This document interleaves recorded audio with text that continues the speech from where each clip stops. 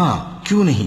جو برے کام کرے اور اس کے گناہ ہر طرف سے اس کو گھیر لیں تو ایسے لوگ دوزخ میں جانے والے ہیں اور وہ ہمیشہ اس میں جلتے رہیں گے، اور جو ایمان لائیں اور نیک کام کریں وہ جنت کے مالک ہوں گے اور ہمیشہ اس میں عیش کرتے رہیں گے۔ اور جب ہم نے بنی اسرائیل سے عہد لیا کہ اللہ کے سوا کسی کی عبادت نہ کرنا اور ماں باپ اور رشتہ داروں اور یتیموں اور محتاجوں کے ساتھ بھلائی کرتے رہنا اور لوگوں سے اچھی باتیں کہنا اور نماز پڑھتے اور زکوٰۃ دیتے رہنا، تو چند آدمیوں کے سوا تم سب اس عہد سے منہ پھیر کر پلٹ گئے۔ اور جب ہم نے تم سے عہد لیا کہ آپس میں کچھ تو خون نہ کرنا اور اپنوں کو ان کے وطن سے نہ نکالنا، تو تم نے اقرار کر لیا اور تم اس بات کو مانتے بھی ہو۔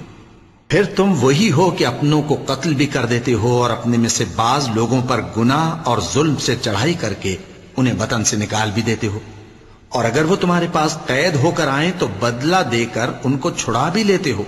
حالانکہ ان کا نکال دینا ہی تم پر حرام تھا۔ یہ کیا بات ہے کہ تم کتاب اللہ کے بعض احکام کو تو مانتے ہو اور بعض سے انکار کیے دیتے ہو؟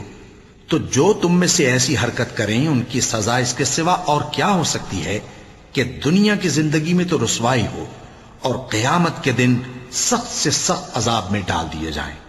اور جو کام تم کرتے ہو اللہ ان سے غافل نہیں۔